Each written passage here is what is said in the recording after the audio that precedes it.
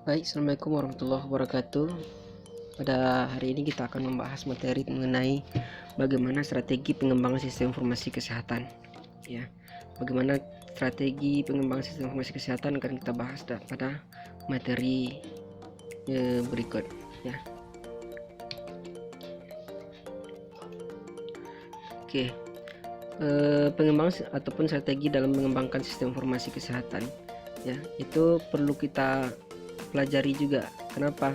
Karena sebelumnya kita sudah mempelajari bagaimana penerapan teknologi informasi itu di bidang kesehatan, ya salah satunya dengan menerapkan sistem informasi kesehatan. Ya, sistem informasi kesehatan ini di semua lini instansi kesehatan semuanya sudah memakai sistem informasi, ya mulai dari misalnya di fasilitas yang paling bawah misalnya puskesmas, itu semua sistem informasinya sudah ada. Kemudian ada di rumah sakit, ada namanya sistem informasi rumah sakit, ya kemudian di rumah sakit pun nanti sistem informasinya sudah mencakup semuanya juga, mulai dari sistem informasi manajemen, misalnya manajemen keuangannya, manajemen apalagi obat-obatannya, kemudian manajemen pendaftaran, sampai semuanya itu dikelola menggunakan sistem informasi. Ya, begitu juga dengan semua di dinas kesehatan ataupun di fasilitas kesehatan lainnya. Nah, yang mau kita bahas ini bagaimana nanti pengembangan sistem informasi kesehatan. Karena kenapa perlu adanya pengembangan? Karena mungkin sistem informasi yang dipakai sekarang itu sudah tidak sesuai lagi dengan kebutuhan, ataupun adanya kebutuhan baru nanti yang akan kita kembangkan yang tidak ada di sistem. Ya, misalnya nih di rumah sakit sekarang sudah ada sistem informasi rumah sakit misalnya. Nah, mungkin di rumah sakitnya belum ada sistem informasi antriannya, ya misalnya, ya. Nah, perlu adanya pengembangan sistem informasi yang ada sekarang ini, misalnya dengan ditambahkannya sistem informasi antrian, pendaftaran dan sebagainya seperti itu. Jadi dengan adanya kebutuhan baru, ya kebutuhan baru itu bukan ada perlu pengembangan dari sistem informasi yang ada sekarang. Nah, oleh karena itu bagaimana strategi pengembangan sistem informasi kesehatan itu nanti kita akan bahas di sini. Nah, yang harus kita ketahui ataupun yang kita bahas yang harus kita pahami adalah dalam pengembangan sistem informasi ini, yang pertama itu adalah adanya dukungan dari manajemen dan organisasinya. Nah, bagaimana dukungan dan manajemen dan organisasi itu dalam pengembangan sistem informasi nanti kita akan bahas. Nah, yang kedua, bagaimana kekuatan SDM juga mempengaruhi dalam pengembangan sistem informasi. Nah, yang ketiga, bagaimana ketersediaan infrastrukturnya juga dalam pengembangan sistem informasi itu. Nah, yang terakhir adalah bagaimana tahapan pengembangan sistem informasi dan strategi kita dalam pengembangan sistem informasi tersebut. Nah, kita masuk ke materi yang pertama, yaitu bagaimana dukungan manajemen dan organisasi itu sendiri dalam pengembangan sistem informasi. Ya, bagaimana pengaruh manajemen, bagaimana dari pengaruh pimpinan dan sebagainya itu dalam pengembangan sistem informasi. Nah, akan dibahas di sini.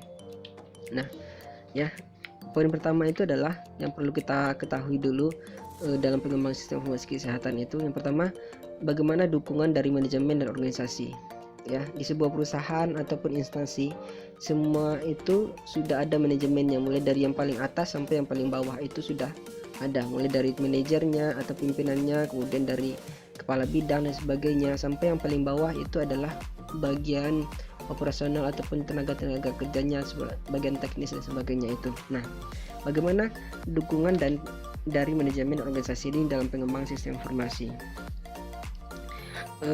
Dukungan manajemen dan kebijakan dalam organisasi itu sangat menentukan atau dalam pengembangan sistem informasi, karena dapat juga dikatakan bahwa sukses atau tidaknya penerapan sistem informasi di suatu organisasi itu dapat tergantung dari kebijakan dan dukungan diberikan dari pimpinan dan ataupun manajemen dalam sebuah organisasi tersebut atau dari instansi-instansi yang terkait di bidang kesehatan.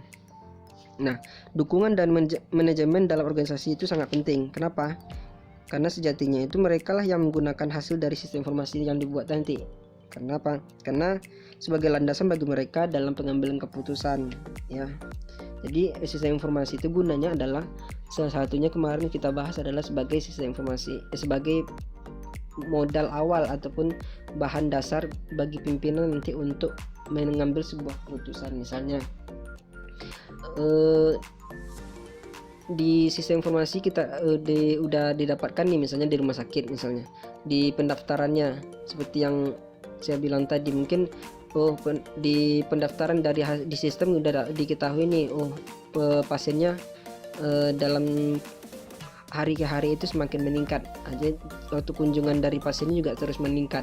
Nah, bagaimana dari sistem yang dikelola tadi dapatkan informasi baru dari berapa jumlah pasien dalam seminggu, per hari dan sebagainya itu, nah dapat dibuatkan suatu kesimpulan. Dari situ mereka bisa mengambil sebuah keputusan ataupun tindakan-tindakan yang perlu mereka buat. Nah, itu salah satu gunanya ya. Nah, kemudian dari tingkatan-tingkatan masing-masing dari manajemen itu juga mempengaruhi dalam proses pengembangan sistem informasi ya. Apa aja, mulai dari yang level kebijakannya itu bisa berupa ya, kebijakan dukungan dari manajemen itu bisa berupa kebijakan itu sendiri ataupun aturan-aturan yang mereka bisa terapkan dalam proses penerapan sistem informasi. Kemudian alokasi anggarannya juga, kenapa? Karena anggaran ataupun salah satu yang mempengaruhi suksesnya sebuah sistem informasi itu yang tidak terlepas dari anggarannya ya. Bagaimana nanti manajemen bisa mengeluarkan anggaran untuk pengembangan sistem informasi itu berapa gitu. Kalau mau membuat sistem informasi yang bagus, palingan nanti juga harus menggunakan anggaran yang lebih besar dan sebagainya. Jadi untuk pengembangan sistem informasi itu harus ditata dari awal ya, bagaimana kebijakannya, bagaimana alokasi anggaran yang akan ditetapkan, karena itu akan dikelola oleh pihak manajemen ya. Nah, tingkatan manajemen tadi juga mempengaruhi ya. Ada dari setiap organisasi ataupun instansi itu yang kita ketahui ada beberapa tingkatan. Yang pertama itu dari level top manajemennya ya, ada dari middle management, dan kemudian low manajemennya ya. Jadi di setiap perusahaan, di manajemen perusahaan atau organisasi itu semuanya harus ada ini ya. Di top manajemen itu adalah bagian dari direksi ya, bagian dari direksi yang mana ini dari level strategisnya ya, melakukan perencanaan yang bersifatnya strategis ya, misalnya meliputi perencanaan keuangan, perencanaan pengembangan sistem informasi tadi misalnya jangka panjangnya ataupun pengembangannya nanti, kemudian perencanaan untuk pengembangan organisasi serta perencanaan strategis lainnya. Nah, itu di tingkat strategis ataupun di top manajemen tadi. Nah, di tingkat middle management ini ya, itu tingkat di manajernya ya, itu lebih ke teknis yang bertugas untuk melakukan perencanaan yang bersifatnya teknis ya. Misalnya contohnya adalah bertanggung jawab terhadap performance produksi dan pelayanan dari sistem informasi itu ya, kemudian melakukan perencanaan teknis ya, ataupun pengambilan keputusan, pengendalian manajemen, dan serta memastikan kegiatan yang dilakukan sesuai dengan arahan dari top manajemen tadi ya. Kemudian yang terakhir adalah low management atau pelaksana tugas atau teknisnya di sini juga ya, bertugas untuk melakukan perancangan yang bersifatnya teknis ya, contohnya menangani kontrol terhadap jalan organisasi, penerapan dan penggunaan sistem informasi itu sendiri ya, kemudian melakukan pengolahan transaksi dan perencanaan untuk mendukung operasional manajemen sehari-hari dan sebagainya. Jadi semua lini dari level manajemen ini semuanya akan terus bekerja sama secara integrasi ataupun secara berterhubung semuanya, mulai dari direksinya, manajer sampai tingkat pelaksana ke bawahnya ya. Itu sangat mempengaruhi.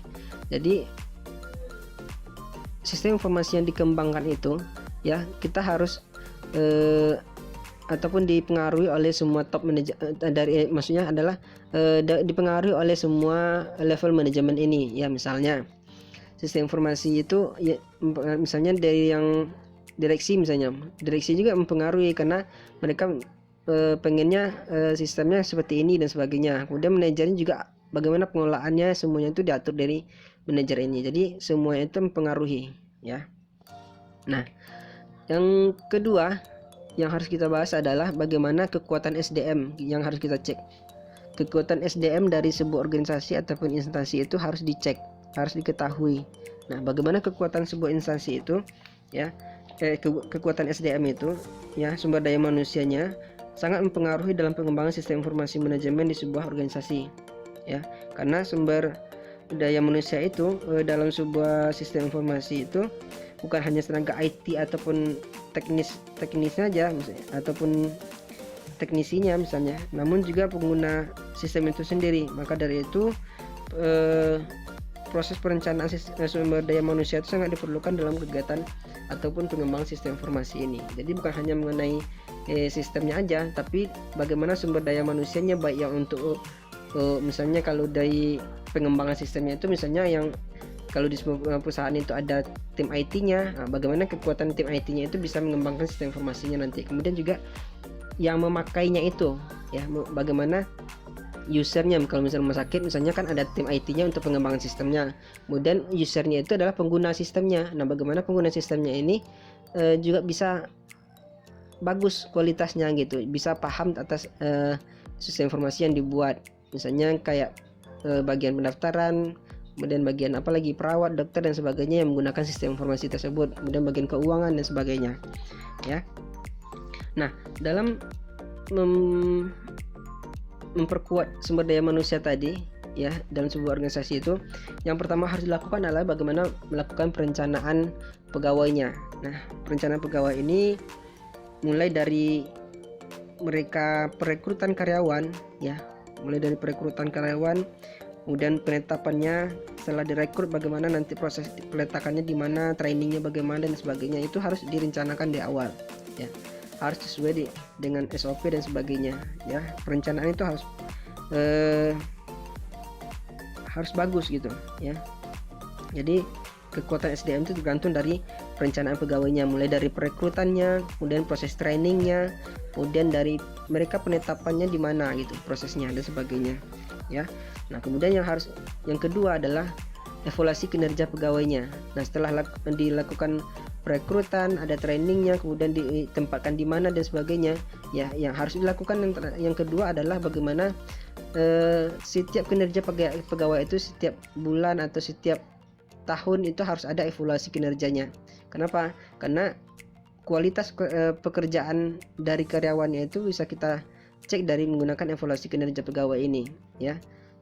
Apakah kinerjanya bagus atau tidak, itu ditentukan dari hasil evaluasi pegawai. Nah, dari situ juga nanti akan ditentukan oleh manajemen ataupun pihak manajemen organisasi, bagaimana mereka nanti dari hasil kinerja pegawai ini, apakah pegawainya perlu di training, apakah pegawainya harus diberhentikan atau dibuat perekrutan pegawai baru. Nah, itulah perlunya kekuatan di sebuah SDM ataupun evaluasi kinerja dari pegawai ataupun karyawan dari sebuah perusahaan. Nah, kemudian untuk memperkuat SDM juga harus adanya pendidikan dan pelatihan yang diberikan untuk pegawai yang sudah ada, ya. Pendidikan pelatihan ini mencakup dari perencanaan kebutuhan pendidikan yang mulai dari misalnya tugasnya sesuai dengan tugas dan tanggung jawab mereka masing-masing, ya. Misalnya bagian IT nanti mereka pelatihannya bagaimana, mungkin di perawat dan sebagainya. Jadi setiap bidang itu mereka akan diberikan pendidikan atau pelatihan sesuai dengan bidang mereka masing-masing, ya. Itu akan memberikan kekuatan SDM terhadap kinerja ataupun perencanaan sistem informasinya juga nanti. Dan yang terakhir itu juga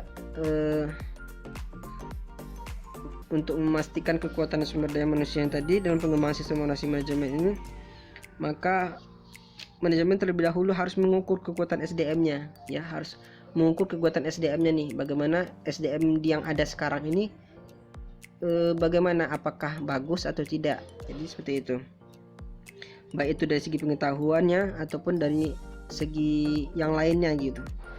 Nah, kemudian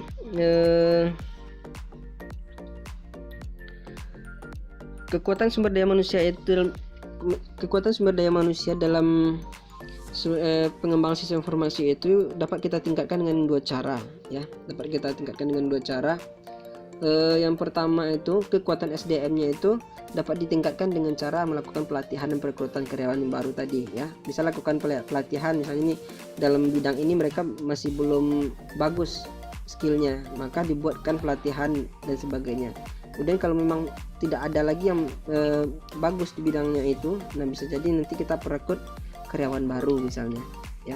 Nah, kemudian kekuatan pengguna ataupun user sistem informasi manajemen itu dapat ditingkatkan dengan cara pelatihan, ya, pendampingan serta monitoring yang berkelanjutan, ya, monitoring berkelanjutan supaya penggunaan sistem informasi itu dapat berjalan secara lancar.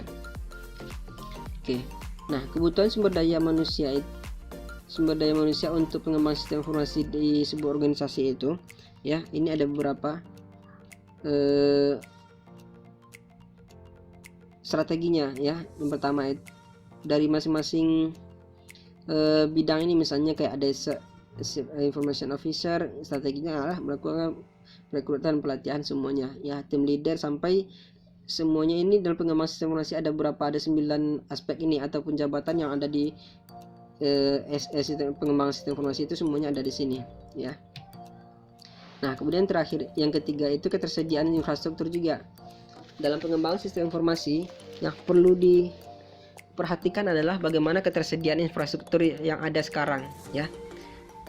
Jadi pengembangan sistem informasi itu juga harus memperhatikan ketersediaan fasilitas atau infrastruktur yang berhubungan dengan sistem informasi itu sendiri. Misalnya, ya, sekarang sistem informasi yang ada ini fasilitasnya apa-apa aja. Apakah dengan adanya sistem informasi sekarang itu bisa memberikan peningkatan kinerja enggak, atau misalnya sistem informasinya udah usang misalnya, ataupun komputer yang peralatan-peralatannya lainnya udah usang dan perlu adanya peningkatan ataupun diperbaiki ataupun di-upgrade gitu. Misalnya komputernya mungkin yang udah lama harus di-upgrade lagi, atau yang tidak mungkin lagi kan komputernya dan sebagainya harus di-upgrade lagi.